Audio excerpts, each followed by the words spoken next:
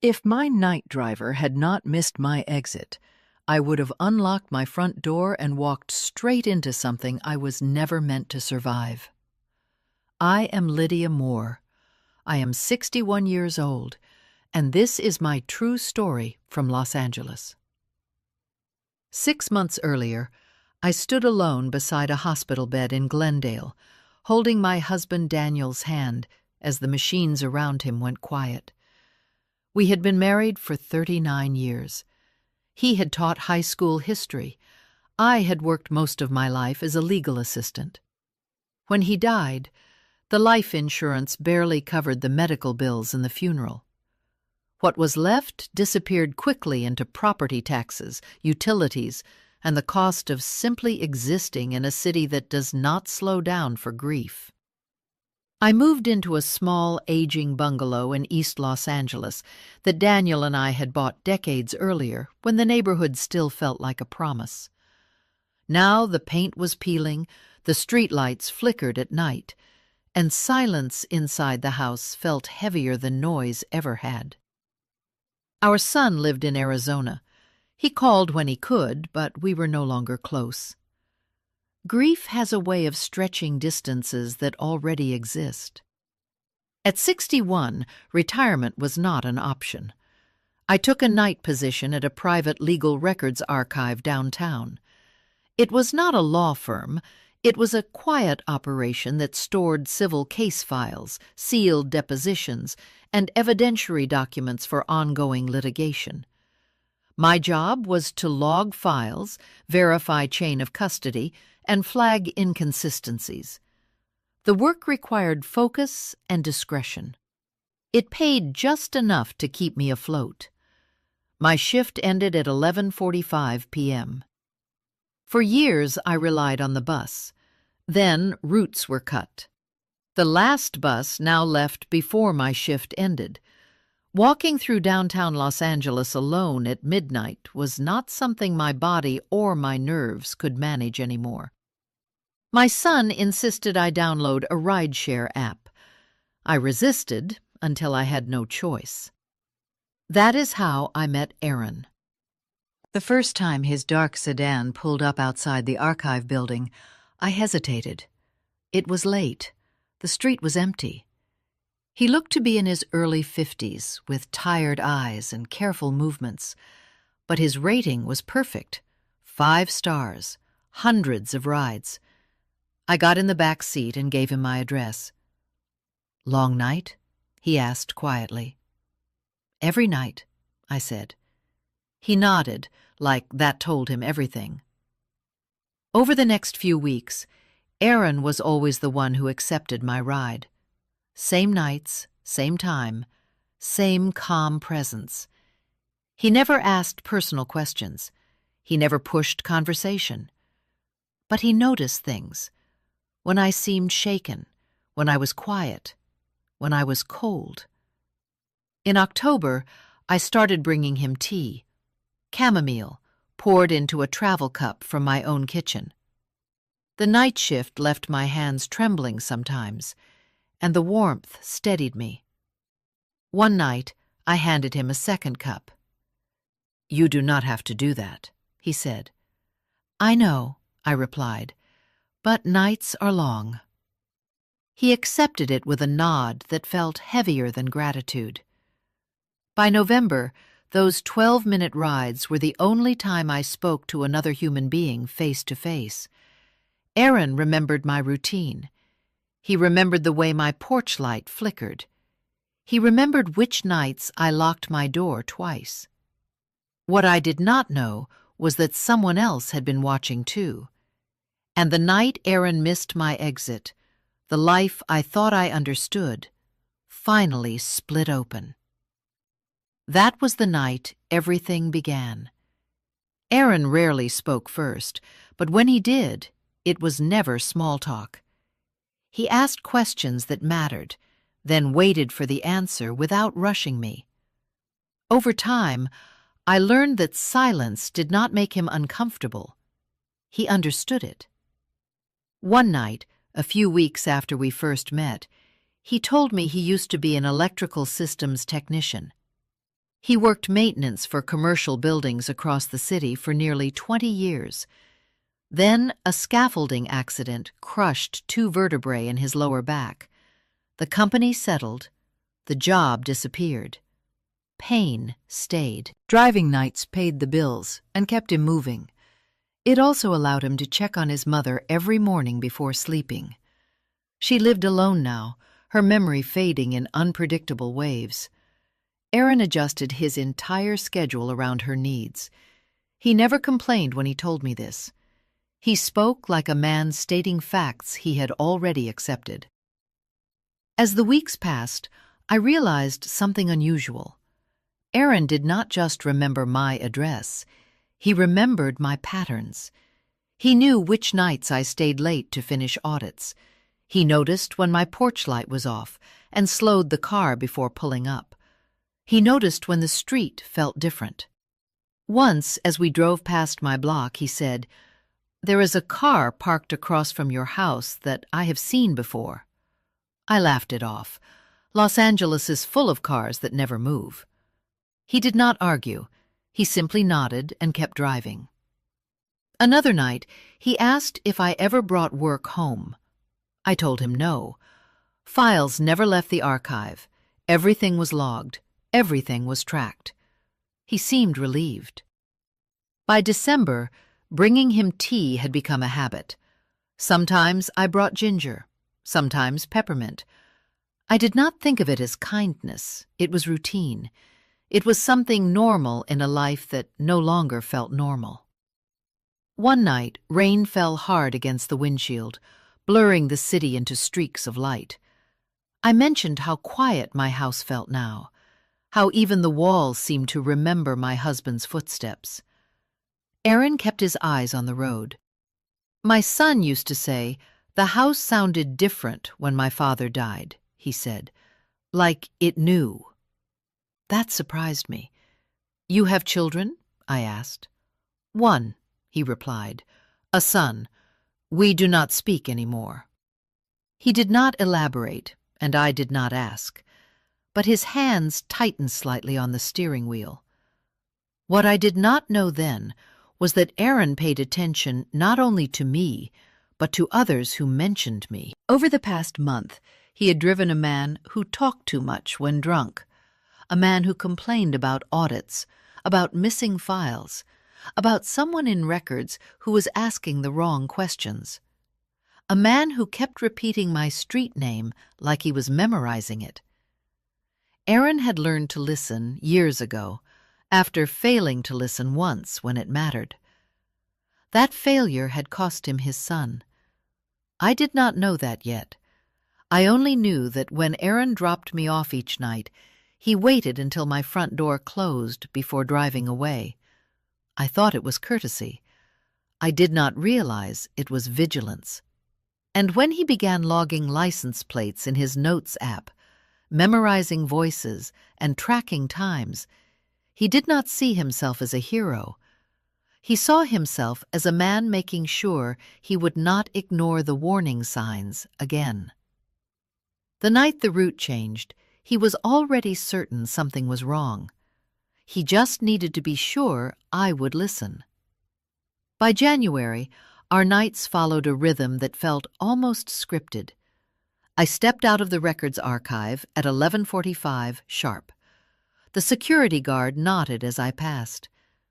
Aaron's car waited in the same spot, engine running, headlights dimmed. I slid into the back seat, set my bag down, and handed him the tea without a word. He thanked me quietly, like we had agreed long ago that words were optional. Those 12 minutes became the only part of my day that felt anchored. I learned that Aaron preferred driving nights because the city revealed itself honestly after dark. No performances, no crowds, just people trying to get home, trying to survive, trying to forget. He told me he could tell when someone was lying by how they breathed, not by what they said. Drunk passengers, especially, talked without realizing how much they revealed. I told him about the audit. It started innocently. A few files flagged as incomplete. A few scanned documents that did not match their physical originals. Nothing dramatic, just enough inconsistencies to make my supervisor nervous. I had been assigned to double-check archived civil cases involving elder settlements and disability claims, the kind of cases no one paid attention to once the paperwork was signed. I did not realize how carefully Aaron was listening. He asked which nights I worked late. I told him Tuesdays and Fridays were usually the worst. He nodded, storing the information somewhere behind his eyes. One evening, as we turned onto my street, I noticed a man standing under the flickering streetlight near the corner. Middle-aged, baseball cap pulled low, pretending to scroll on his phone. I mentioned it casually. Aaron slowed the car. "That man has been there before," he said. I felt a ripple of discomfort. "Are you sure?" "Yes, third time this week." I told myself it meant nothing. Los Angeles is full of people who do not belong anywhere and everywhere at once. Still, that night, I locked my door twice. The following week, I noticed a car parked across the street from my house when I returned home. An older sedan, windows tinted, engine cold. It stayed there overnight, gone by morning. I mentioned it to Aaron the next night. He asked for the color, the plate state, the damage on the rear bumper. "You notice a lot," I said. "I have to," he replied. "It is how I stay alive." It was the first time he said anything that hinted at fear. A few nights later, I found my gate unlatched when I got home. I was certain I had closed it. The latch was old, rusted, unreliable. I told myself it was nothing. Aaron did not like that explanation. He asked if I had noticed anything missing. I said no. That was not entirely true. A legal pad I kept by the phone was gone. It had contained only reminders and grocery lists, but one page held notes from work. File numbers, initials, dates. I had convinced myself I misplaced it. Aaron did not try to convince me otherwise. He simply said, "If anything else feels off, you tell me immediately." The trust between us did not arrive all at once. It built quietly, layered over routine, over shared silence, over small gestures that said, "You are not invisible." What I did not know was that the man under the streetlight had been counting the minutes between my arrival and the lights going out. That the parked car belonged to someone who knew my schedule better than I did. That someone had already decided I was a liability. And what I did not know was that Aaron had already begun connecting pieces that terrified him. Because the drunk man he kept driving spoke about audits now. He spoke about records being moved. He spoke about a woman who asked too many questions. And he spoke about a house on my street, like it was already an unlocked door. The night Aaron decided to act, he did not see it as bravery. He saw it as the last chance to keep another person from paying for his silence. And by then, trust was no longer a choice. It was the only thing standing between routine and catastrophe. The night Aaron missed my exit, the city felt wrong before I understood why. Rain had just started, a thin, oily drizzle that turned streetlights into smeared halos. I slid into the back seat and passed him the tea, expecting the familiar right turn 2 blocks later. Instead, he stayed straight, merging into traffic that flowed away from my neighborhood. "Aaron," I said gently, "you missed Cedar." He did not answer right away. His jaw was tight. His hands held the steering wheel at 10 and 2, like he was bracing for impact. "I need you to stay calm, Lydia," he said, "and I need you to listen." My stomach dropped. "Where are we going?" "Somewhere we can talk without being seen," he replied. "Fear has a sound. It is quiet, sharp, and immediate." I heard it in my own breathing. "You are scaring me," I said. "I know. I am sorry. But what I am about to tell you is worse if I say it on your street." He turned into an empty office park, long closed for the night. He parked beneath a flickering security light and shut off the engine. The sudden silence pressed in. Aaron turned to face me fully. "Do you know a man named Victor Hale?" he asked. The name hit me like a dropped file. I had seen it in the archive. Not often, but enough to recognize it. I swallowed. "I have seen the name. Why?" He exhaled slowly. "I have driven him 8 times in the last 6 weeks, always late, always drunk, always talking on the phone like he thinks the car is invisible." My pulse thudded in my ears. What does that have to do with me? Aaron unlocked his phone and held it out. "Because last Friday night he said your full address out loud. And then he said, 'She is the one pulling files. She is careful, but she is not invisible.'" My mouth went dry. "There is more," Aaron continued. "He said you work nights. He said your house is empty on Tuesdays and Fridays. He said if you take anything home, it will be there." "Take what home?" I whispered. "Files, notes, evidence." The air felt thick, like it was pressing against my chest. "You cannot be serious," I said. "He does not even know me." "He knows your routine," Aaron said, "and he knows your street." He swiped to another screen. Dates, times, short notes. "Tonight, before I picked you up, I drove past your block," he said. My heart lurched. "Why?" "Because Victor mentioned you again yesterday. He said something about tonight being a good time."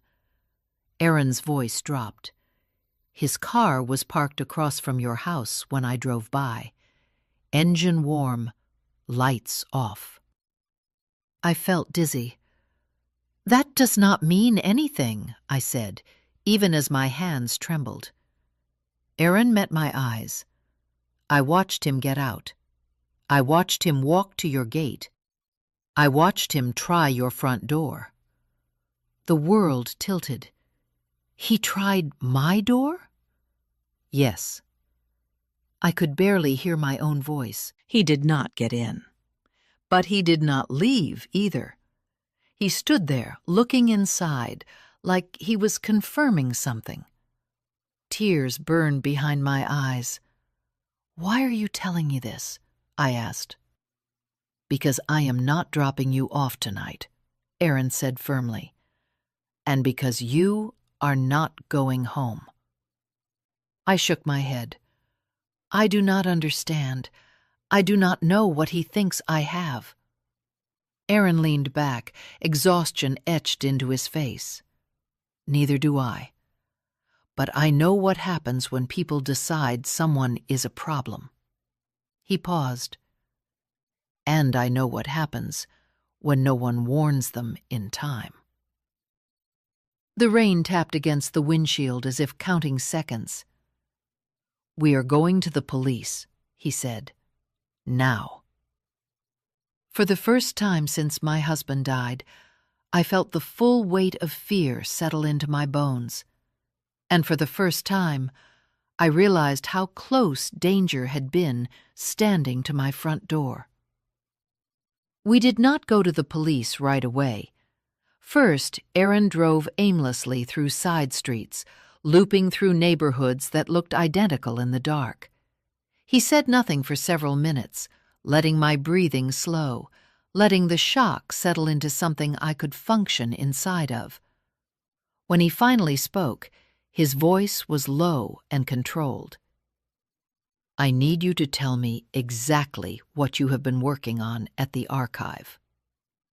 I stared at the rain streaking down the window, at the red glow of brake lights ahead of us. I told him about the audit in more detail this time. Over the past 2 months, several civil settlement files had come up incomplete, original documents missing, digital scans altered in subtle ways, amounts adjusted by small percentages that most clients would never notice. Always cases involving vulnerable plaintiffs, elderly tenants, injured laborers, immigrants who barely spoke English. Nothing dramatic enough to trigger an immediate investigation, just enough to quietly redirect money. My supervisor thought it was a clerical error at first. Then she thought it was negligence. Then she asked me to start tracking patterns. Aaron nodded slowly. "Victor talked about settlements," he said. "He talked about payouts being delayed, rerouted. He said someone upstairs was getting nervous." "Upstairs?" "Management, attorneys, anyone who signs off without reading closely." My chest tightened. "I never took files home," I said. "Never. Everything stays locked, everything logged." "I believe you," Aaron said, "but Victor does not know that." He pulled into a grocery store parking lot that had been closed for years. The sign still flickered, even though the building was empty. He parked and turned off the engine. Then he showed me his phone. Notes filled the screen. Dates, pickup locations, fragments of conversation written exactly as he heard them. "She checks chains of custody, audit nights, Tuesday, Friday. House empty after midnight. If she has copies, they will be there." I felt sick. "You wrote all this down?" I said. "After the 3rd ride, yes," Aaron replied. "When he started repeating your street name like he was practicing it." My hands shook as I scrolled. There was more. 2 nights ago, Victor asked another passenger if they knew how to disable alarm systems in older houses. Last night, he talked about garages and back doors and how people never reinforce them. I closed my eyes. I remembered the loose hinge on my garage door, the window that never quite latched, and the legal pad that had gone missing. "I thought I lost it," I whispered. Aaron did not respond immediately. He reached into the center console and pulled out a small digital recorder. "I started recording his rides," he said, "audio only, for my own protection. Passengers consent through the app terms. Most never realize it." He pressed play. Victor's voice filled the car, slurred, angry. "She is careful, but she is slow. If she figures it out, she will talk. I need to get ahead of this." The recording ended. I opened my eyes and looked at Aaron. "He is not just watching me," I said. "He thinks I have proof." "Yes," Aaron said. "And even if you do not, he thinks your house is where answers live." Silence stretched between us. Then something else clicked. "Victor works nights too," I said slowly. "That is how he knows my schedule. That is how he knows when the building is empty." Aaron's jaw tightened. "He told me he had keys. He said no one checks the basement after midnight." The basement, where the archive vault was. My stomach dropped. "He is not just stealing files," I said. "He is covering tracks, removing originals, making sure nothing can be traced back. And if you find something first, Aaron added quietly, he believes he can find it faster at your house. The reality settled like ice. If I had gone home tonight, I would have walked into a silent house someone else had already claimed as accessible. I wrapped my arms around myself. We cannot wait, I said. Aaron nodded. No, we cannot. He started the car. This time he did not ask where to go. We both knew. The police station lights cut through the rain ahead of us, and for the first time since this nightmare began, fear gave way to something sharper. Clarity. The police station smelled like disinfectant and burnt coffee. It was just after 1 a.m, the kind of hour when truth slips out because everyone is too tired to pretend. Aaron and I sat side by side at a metal table while an officer took notes, his pen scratching steadily, as if he already sensed this would not be simple. I told my story first, my work, the audit, the missing files, the car across the street, the gate unlatched, the legal pad gone. Saying it out loud made it real in a way my mind had resisted until now. Then Aaron spoke. He handed over his phone, his notes, the dates and times, the audio recordings. The officer's expression changed when Victor's voice filled the room. Not shock, recognition. He stepped out and returned with a detective whose hair was mostly gray and whose eyes missed nothing. Victor Hale works contract security, the detective said slowly. Night coverage, rotating sites. My breath caught. Security where? I asked. The detective met my gaze. Your archive building, and 2 other facilities tied to civil litigation storage. The room seemed to tilt. He has keys, I whispered. Yes, the detective said. Limited access, enough to move around unnoticed. I felt something inside me break open. That is why the files vanished without alarms. That is why the logs looked clean. He was not breaking in. He belonged there. The detective leaned forward. There is something else. Victor Hale did not choose you randomly. He slid a photograph across the table, an old one, a group of men standing in front of a courthouse steps years ago. I recognized one face immediately. My husband. Daniel stood in the photo, younger, arm around another man. Victor Hale. I stared at it, my chest tight. They worked together years ago, the detective said. Your husband testified in a civil fraud case that cost Hale his contractor license. He was blacklisted after that. Career ruined. I felt sick. Daniel never told me that name, I said. He never talked about it. He probably thought it was over, the detective replied. Hale did not. The realization crashed down. This was not just about files or money. This was personal. He followed you because of where you work, the detective continued. But when he realized who you were married to, you became something else, a risk, and an opportunity. My hands shook. The detective stood.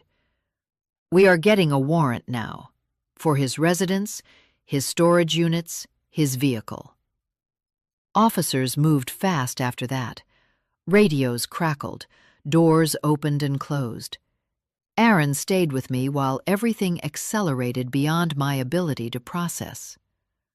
2 hours later, the detective returned. They found hundreds of altered legal documents, he said.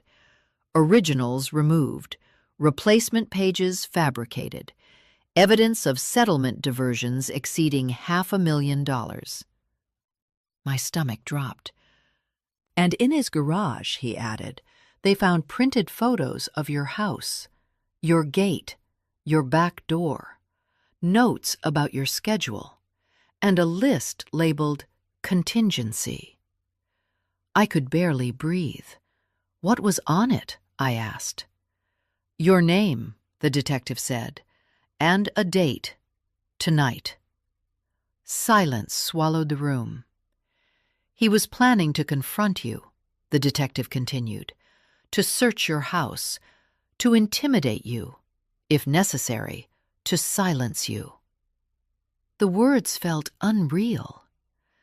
We intercepted him on his way back, the detective said. He is in custody. I covered my face and sobbed, the sound raw and uncontrollable. Aaron did not speak. He simply placed his hand on the table near mine, close enough that I could feel the warmth. You are safe now, the detective said. I did not feel safe. I felt like I had just stepped away from the edge of something that would have erased me entirely. And I knew, with absolute certainty, that if Aaron had not missed my exit, there would be no story left to tell. The weeks that followed felt unreal, like living inside someone else's memory. I did not go back to my house right away.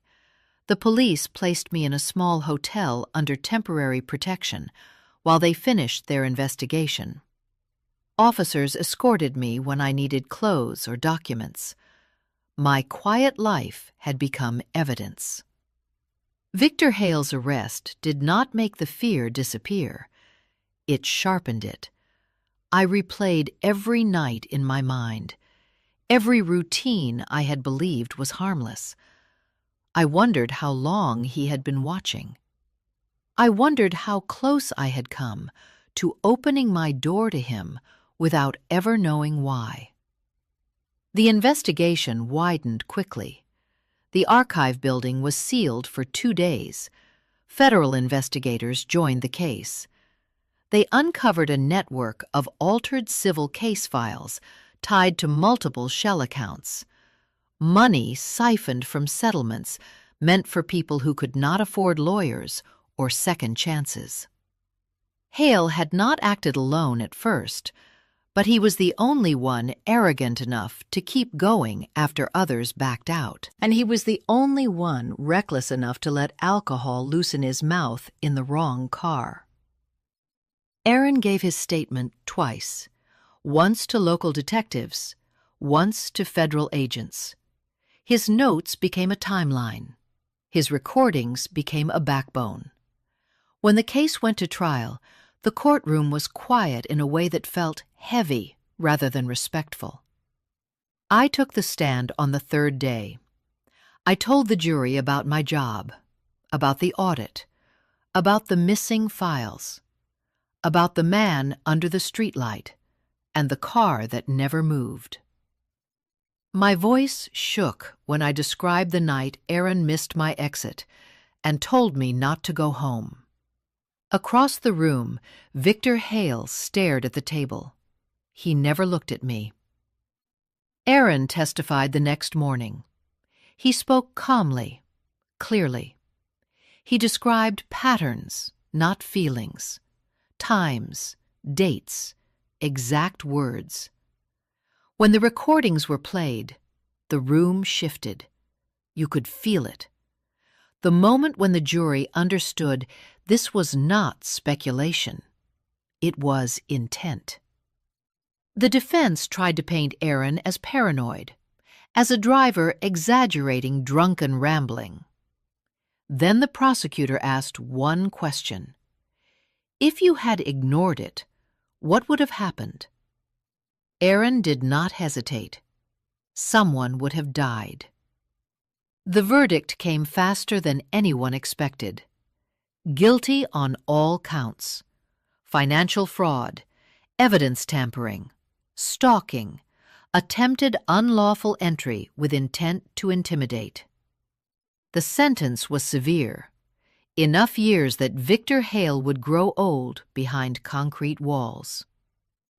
When it was over, I expected relief. What I felt instead was emptiness. Justice does not restore what fear steals. It only closes the door behind it. Slowly, life began to return to a shape I recognized. I went back to work. The archive reopened under new management, new safeguards, new oversight. The audit I had started quietly had ended something much larger than I ever imagined. Aaron kept driving nights, but now I sat in the front seat. We talked more, about everything, about nothing, about the son he lost not to death, but to distance and guilt, about how listening too late can destroy a family just as surely as violence. One evening, weeks after the trial, his phone rang while we sat in traffic. He did not answer right away. When he did, his voice cracked. It was his son. He had seen the news. He had read about the case, about the driver who saved a woman by paying attention, about the man who did not look away this time. He wanted to talk. When Aaron hung up, he pulled the car over and cried like someone releasing years of held breath. I reached for his hand without thinking. "Sometimes the truth hurts," I said softly, "but sometimes it opens doors." He nodded.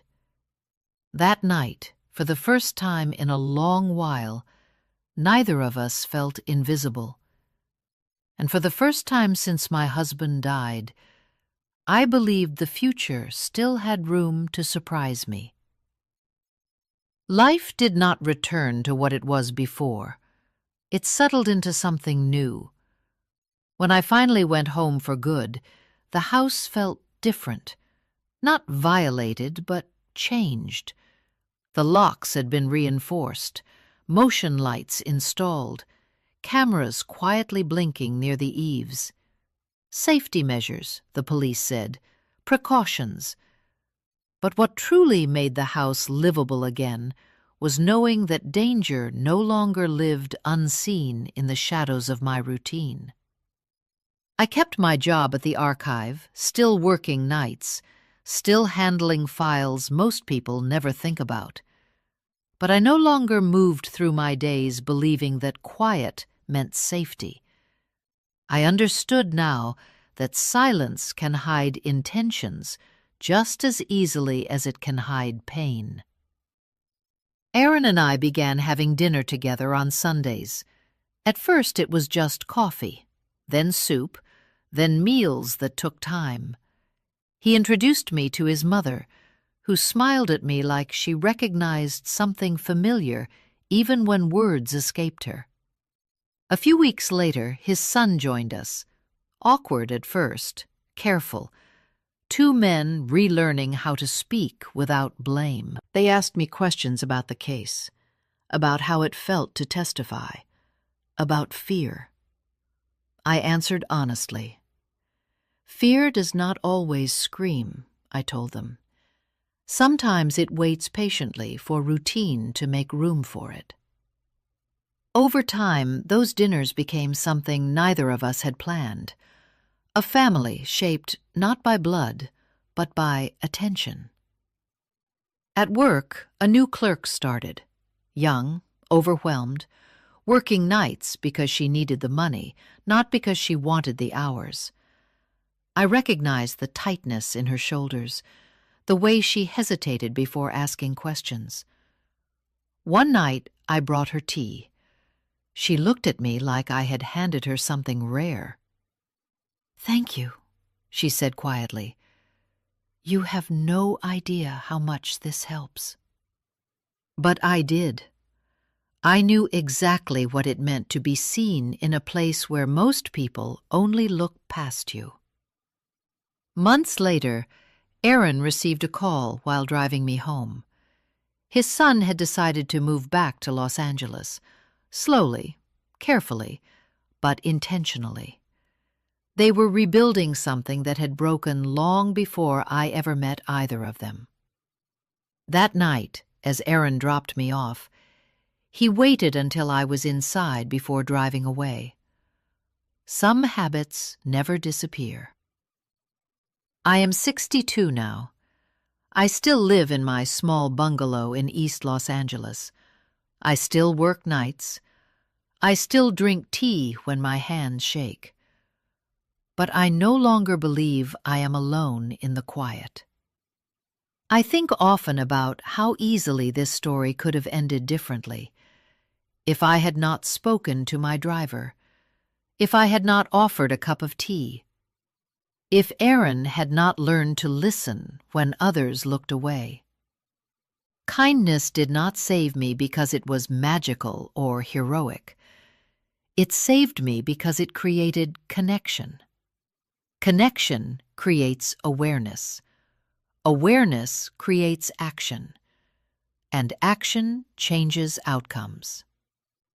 We live in a world where people are taught to mind their own business, to look down, to keep moving, where drivers are invisible and passengers are just fares, where silence is mistaken for safety.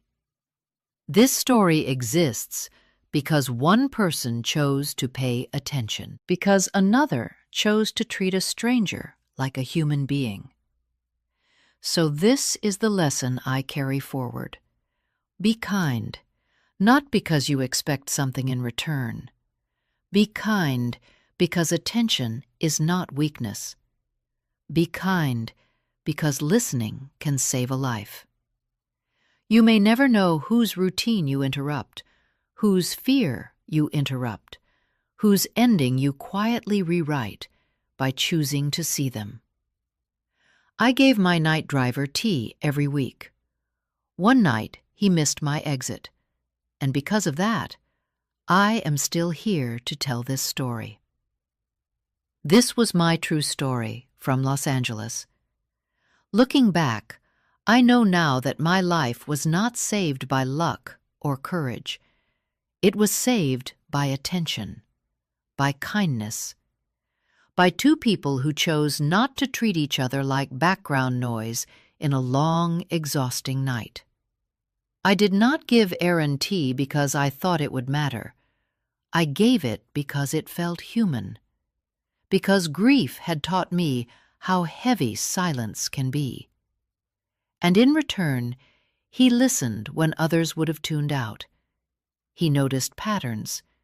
He trusted his instincts. He chose to act.